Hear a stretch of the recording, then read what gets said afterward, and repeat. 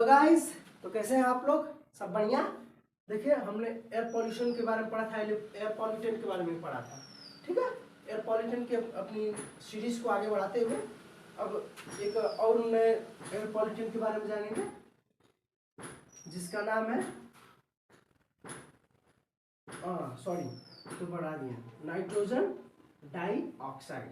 ठीक है, nitrogen dioxide. Nitrogen dioxide ये कहाँ से निकलता है? पहला तो इसका सोर्स है इंडस्ट्री। जो इमिशन होता है, जो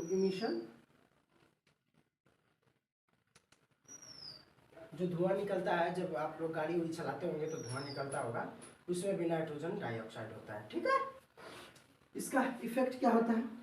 तो ये रैन वर्षा कराने में ज़्यादा महत्वपूर्ण होता है। रैन, एसिड रैन,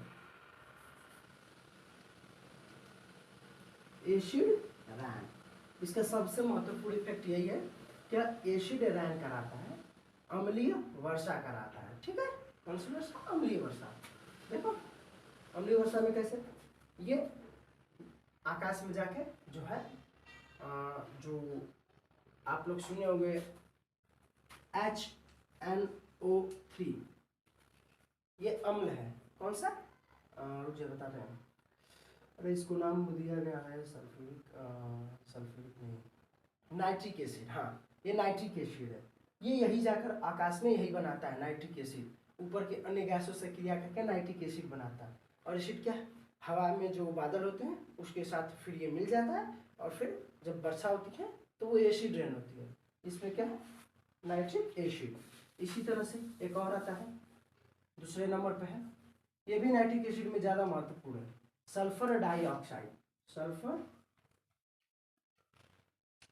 डाइऑक्साइड, सल्फर डाइऑक्साइड। ठीक है, सल्फर डाइऑक्साइड का काम है वही, ये कहाँ से इमिशन होता है? जो इमिशन होता है इसका,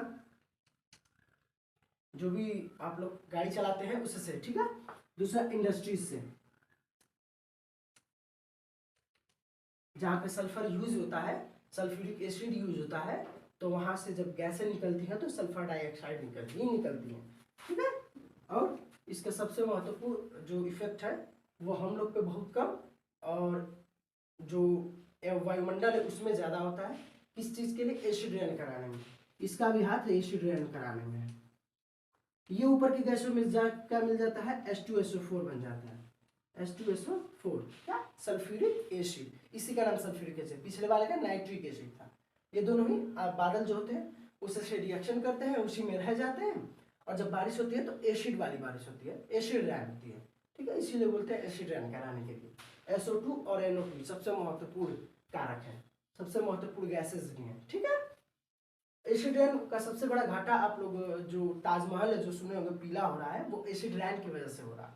बार बार उसमें पड़ रहा है ना, तो जो संगमरमर है उसके साथ रिएक्शन होकर वो वाइट पीले में कन्वर्ट हो रहा है। आप लोग जब एसिड को अपने हाथ पर डालेंगे ना तो आपका हाथ जल जाएगा, पूरा पीला पीला हो जाएगा।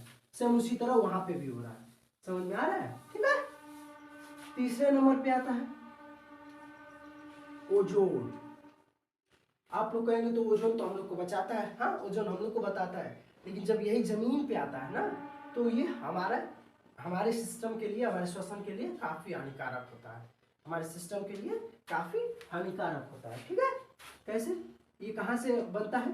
तो जो नाइट्रोजन डाइऑक्साइड सुने आप लोग, इसमें NOx लगाते हैं, मतलब कई सारे ऑक्साइड्स हो सकते हैं, किसी भी प्रकार के, डाइऑक्साइड, ट्राइऑक्साइड, पेंटाऑक्साइड। ठीक है, और इसके साथ मिलता है VOC, वोलेटाइल ऑर्गेनिक कंपाउंड। किसकी उपस्थिति में?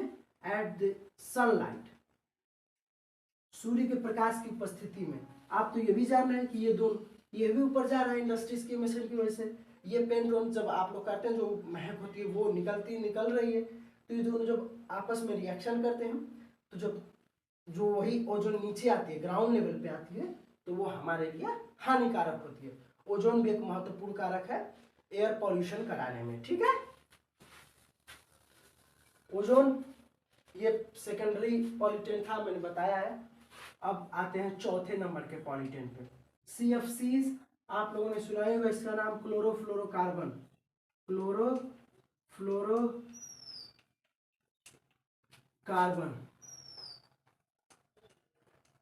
ये कहाँ से निकलता है? इसका भी तो मिशन होता होगा, जैसे ओजोन का होता है। ओजोन का तो होता नहीं है, बन जाता है अपने से जब VOC और NOx जाके मिलते हैं, ठीक है। और इसका मतलब आप लोग रेफ्रिजरेटर यूज करते हैं, फ्रिज, फ्रिज में जब आप फ्रिज खोलते होंगे तो एक हल्की सी गैस निकलती होगी, वो CFC होती है। और जो लोग एयर कंडीशनर यूज करते हैं ना, मतलब हाँ, रूम को ठंडा करने के लिए, और ये जो बाल सुखाने वाले एयर कंडीशनर होते हैं, वो उससे जो गैस निकलती है वो भी CFC होती है। इसका मुख्य इफेक्ट जो होता है, जो इसका मुख्य इफेक्ट है, वो हम लोग के उतने शरीर पे, मानव पे उतना इफेक्ट नहीं होता है। इसके सबसे ज़्यादा इफेक्ट होता है ओजोन में। ये ओजोन लेयर को क्षति पहुंचाती है, जो हमारी परावैंगनी किरणों से रक्षा कर रही है, उस ओजोन लेयर को ये तोड़ती है, खत्म करती है, ठीक है। और 5वें नंबर पे आते हैं मेथेन, CH4, मेथेन। मेथेन कितना खतरनाक है, ये हम लोग, हमारे लिए उतना हानिकारक नहीं है। इसका सोर्स क्या है? जो दलदली भाग होते हैं, दलदली जो मार्शी क्षेत्र होते हैं, मार्शी रीजन, जो दलदली क्षेत्र होते हैं वहां से ये ज्यादा इमिट होते हैं। आप लोग जब मतलब जब खुदाई उदाई होती है या जब कोयला निकाला जाता है ना, तो वहाँ पे कुछ गैसेस रिलीज होती है, वो मेथेन होता है। इसका भी हम लोग के उतना इफेक्ट नहीं है जितना ये ओजोन लेयर को क्षति पहुंचाती है।